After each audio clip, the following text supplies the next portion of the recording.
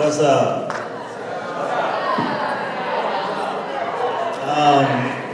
First of all, I'd just like to say thank you, and I say that because you guys have always treated me with a lot of respect, and I know some of you pretty personally, actually, and have a lot of respect for those individuals. So I appreciate that, and you make Athena actually a great place to come to, regardless of what hat I'm wearing. Today they asked me to talk about social media a little bit, so real quick, I figured I'd share. I use social media in 3 ways. One, I had the ability or the opportunity to coach basketball in Russia. I coached the USA basketball team over in Russia. And for me to be able to pull up social media and connect with someone in Russia instantly, to me, that's an amazing use of social media. I think it's made the world smaller and opportunities grand with social media, which I think you're going to hear later on as well. I also use it as a coach. When I started coaching 14 years ago, if a kid got rumored at a party drinking, he would come into our office and we'd say, "Hey, Joe, were you drinking last night?" And if he said no, then we'd say, "Go get your uniform, man. You're playing." Because we had no proof. There was never any proof when I started coaching. The guy had to admit to it or it was good. Now the meeting goes like this. "Hey, Mr. and Mrs. Jones, come on in." Open up the laptop, say, "This is what your kid did last night." And I tell you that because that's the way our world is right now. There's always proof, and you guys have to live your lives to such a high standard. And then the last way is as an employer. And as an employer, I hire people. And I'll Google your name. Why is that? Because I got to try and learn if I can trust you or not. And so I want to find out everything I can. And because of social media, there's usually a lot of stuff I can find out about every person that's applying for a job. Twitter, Facebook, Instagram. If you were to look at yours right now, are you cool with it? Are you cool with everything that's on there? So Kyle Downey's the kid that I coached 6 years ago. He set the school scoring record at Fairport High School. Probably the best player I've coached as far as skill-wise. He went to Siena on a full ride. Graduates from Siena, starts getting out in the work world. People want to hire him. They're coming after him. So he decides he's going for a financial analyst job. When he's in the interview, the guy says, "You got a Facebook account?" He says, "Yeah." "You got a Twitter account?" He says, "Yeah." Because he knows connections are big in that world. So he turned the laptop around and said, "Pull them both up, I want to see them right now." 95% of kids I've coached, no way, man. They would have gotten up and walked out. There's no way they could show it.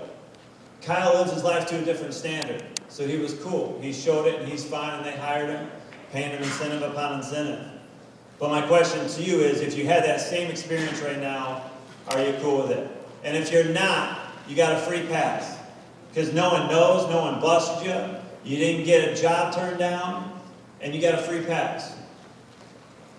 This girl right here, Stacy Snyder. So this is a picture that she had in college on her Facebook account. The next year she graduates from college with an education degree. She's applying to all these jobs. No one's giving her a gig. Everybody's turned her down. She finds out later that the social media picture was sent around to all the administrators in her area. And she finds out that that's why they didn't hire her. So she takes them all to court to sue them all. Because this was done on her own time, on her own account. There's no way that should be able to be used publicly. The court's back to schools. So why do I share that with you? Because she didn't think this picture had any repercussion on her. And now she had opportunities ripped from her. And so I think learn from others is one of my big messages. Learn from others. Learn from Stacy. Don't put it on there so you get hurt later on. Cyberbullying versus bullying.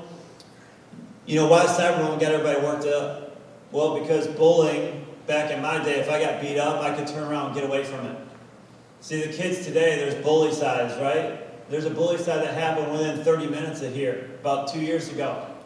Bully side means that they get cyberbullied to the point where they can't handle it and they take their life. So why is it important? Why is it happening? Well, because it never stops. See, bullying now, every time you turn on your phone or your computer, you get beat up again. You keep getting beat up. And the bullies multiply because people say they like it. So the girl that took her life a couple years ago, there were over 100 bullies. Over 100 kids saw it and said they liked it or ignored it. And that's why cyberbullying's got everybody so worked up. How do you stop cyberbullying? This is what all the professionals say. They say talk to parents, educate the parents, talk about home and school, it's not going away. I agree with that, but it doesn't stop cyberbullying. Some would say bullies don't bully. I've been around long enough to know there's bullies everywhere. There's even bullies in Russia. So there's always bullies. What if you're a victim? I think this is important because now you guys are juniors and some seniors, right? So you're becoming the leaders in the school. So if you know someone that's going through it, what do you tell them? Like, what do you do? Well, here's some good bullet points for you. 1, don't reply. It only gets worse. You don't win a Twitter war. Number 2, don't erase it. Take a screenshot of it, because that's the proof later on. Number 3, don't keep it to yourself. See, I would have been this kid. I would have been like, yo, I'm all right. Go ahead. Say what you got to say. I'm all right. But those are the kids that are having trouble dealing with it, because it just keeps multiplying. So tell an adult or tell a friend that can tell an adult. Contact YouTube or Facebook, because they'll delete it. They don't want that on their head. However, as everybody knows in here, there's always a digital footprint. Anything you put online's got a life of its own.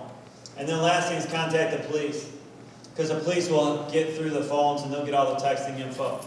Still doesn't stop cyberbullying. The only thing that stops cyberbullying to me is you guys. Why do I say that? Because you guys will see anything that's going on before any adult in this room, before any police guy. You guys will see it first. And you guys have the opportunity to do what? You either jump on, you add to it, you ignore it, or you do something about it. See, I always ask myself, who are you? And I mean, really, who are you? Like, I try to get to the essence of who I am. And I ask my players all the time, who are you? And I ask you guys, who are you? If you see it going on, what are you going to do? Most of you are going to ignore it. Why is that? Because 95% of kids, percent of teens, they ignore it or they jump on.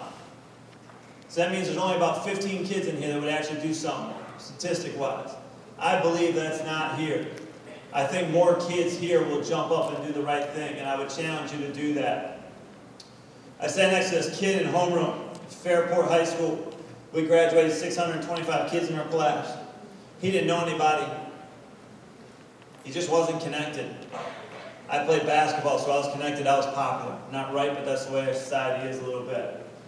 I remember going down into a cafeteria every day. And when I'd go down, Kyle would be sitting out on the ramp, outside the cafeteria, eating lunch off his tray by himself. And I'd walk by him, and I'd go, hey, Kyle, how are you? He'd go, hey, Scott, I'm doing great, how are you? And I'd go with all my friends and eat lunch and have a great time in the cafeteria. I got a card 4 years after we graduated. It's from Kyle. He said, hey, Scott, I just want to thank you for saying hi to me every day. You see, no one knew me in high school, no one cared. But I knew that if I did something about it, if I took my life, I'd never be able to say hi to you. And so I want to say thank you. I'm so glad to be alive, Kyle. For me, I felt horrible. Why? Because I had all my boys. I never even invited him to lunch. I never even took him down. I never even went the extra mile for him. But what I did do was I treated him the right way. And because of that, I think it made a difference in him. When you're talking about social media, to me, it's how are you going to interact with people? Like, are you going to make a difference in people, or are you not? The Seattle story, the Seattle shooting that just happened, right? Everybody knows about that? No? No one? You guys don't know about it? So they just had a student shooting last week in Seattle. There was this kid that was real popular. He was in the homecoming, like King and Queen, like the prince. He was a prince. So anyways, 2 days before he does the shooting, he posts tweets that are kind of turning. Like, he was always a positive kid, a good kid. He started tweeting some negative stuff. And so many kids saw it, but they didn't do anything about it. So I think now, like, I'm even beyond, like, you got to stop the cyberbullying. I think if you notice something, I think you got to step up and address it. Why do I say that? Because I just lost one of my players last week. We buried him on Wednesday. He was in pre-med, UNC Charlotte, sophomore, 3.9.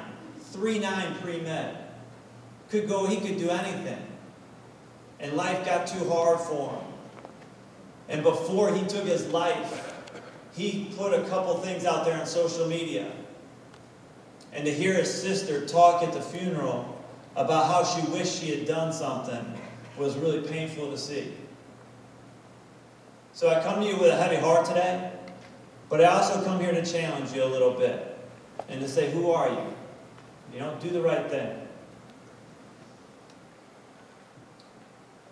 You guys are going to hear next, you're going to hear the positives. See, social media to me is positive, man. It was originated, like it was rolled out to be used in positive ways. And so you're going to hear a great positive way that can be used. Because social media has made the world smaller, but it's opened like so many opportunities for everybody. And I hope that you guys chase those opportunities and use it the right way. Thank you so much for always treating me so well. Appreciate it.